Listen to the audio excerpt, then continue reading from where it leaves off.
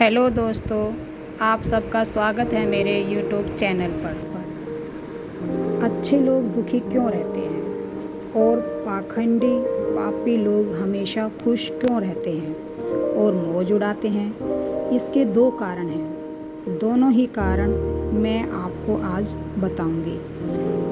एक नगर में बीमार स्त्री रहती थी। उसकी 3 छोटी छोटी बेटियां थीं।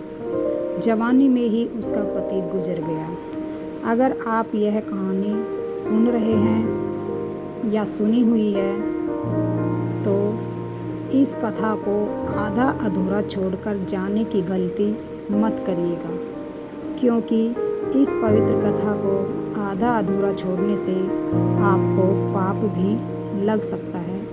इसलिए इस कथा को पूरा सुनें। आप शिव भक्त हैं तो भोलेनाथ का अनादर ना करें। तीनों छोटी छोटी बच्चियों को पालने का भार बेचारी उस अबला पर टल गया। तीनों बच्चों को लेकर वह विधवा जाए तो कहाँ जाए? कुछ काम धाम भी नहीं कर सकती थी।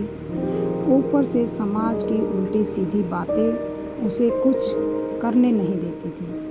बेचारी लाचार उस महिला का कोई भी सहारा नहीं था। वह अपने पति को याद करके उन बच्चियों को जैसे तैसे पाल रही थी। पति के गम में बीमार पड़ गई। उसे उन बच्चियों की चिंता थी।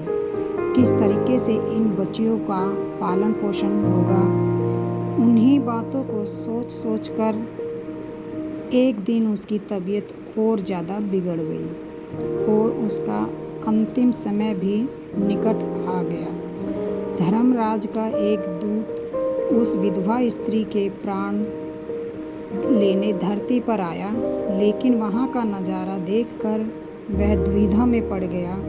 उसने देखा महिला ज़मीन पर पड़ी हुई है और उसके आगे पीछे कोई भी नहीं, सिर्फ उसकी 3 बेटियाँ उसके ऊपर सिर रख कर पड़ी हुई हैं और रोए जा रही हैं। यह देखकर उसको दया आ गई और वह बच्चियां अपनी माँ को रो रो कर जगा रही थी। फिर दूत ने सोचा कि इनका पिता तो पहले ही मर चुका है। अगर मैं इस स्त्री के प्राण लेकर गया तो ये बच्चियां किसके सहारे रहेंगी? कौन इनका पालन पोषण करेगा?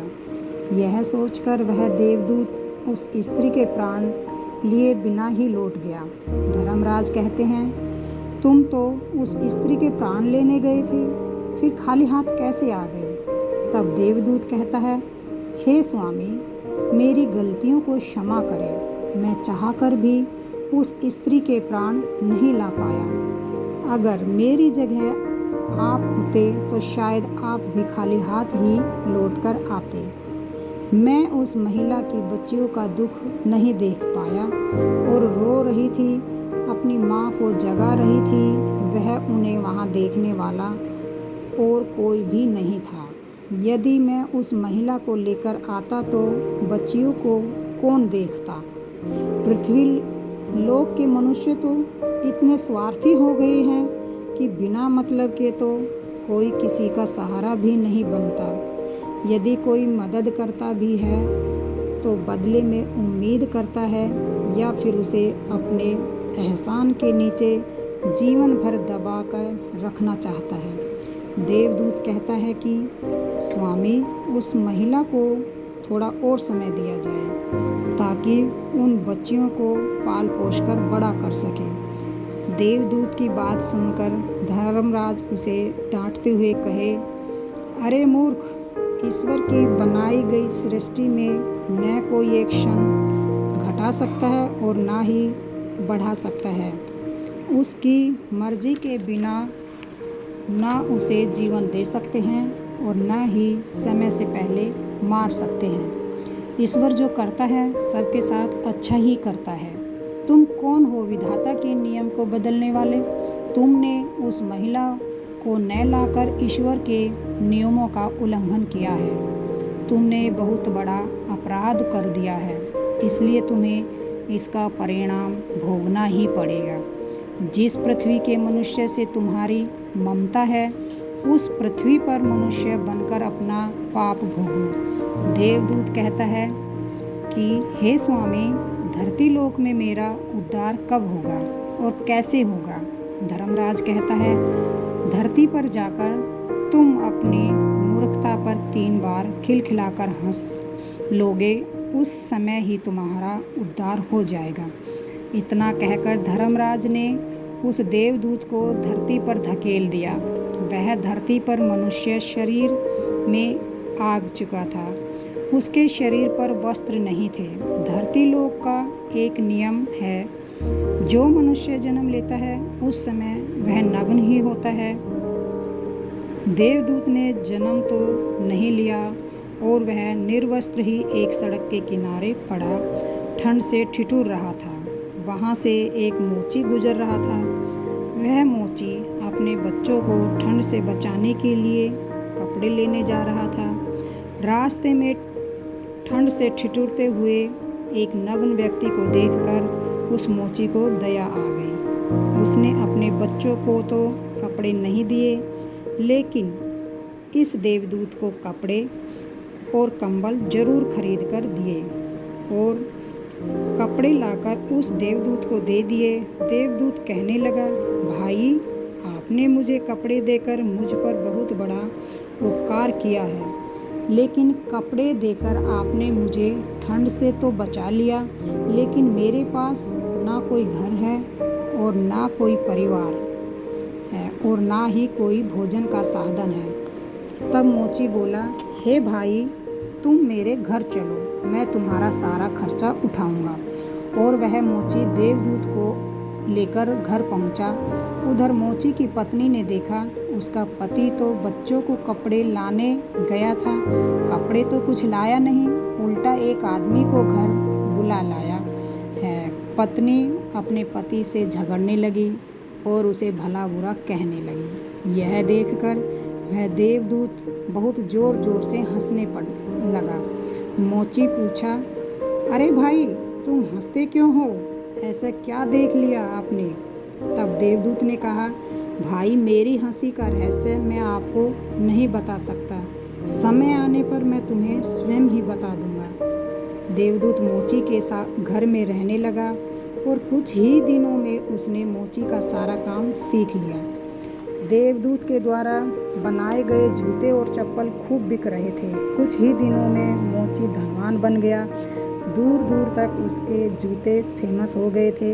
यहाँ तक कि राजा महाराजा भी उससे जूते बनवाने का आदेश देते थे। जब वह देवदूत उसके घर आया था, उसकी तो किस्मत ही चमक गई थी। धन की कोई कमी ही नहीं रही, सब कुछ अच्छा चलने लगा।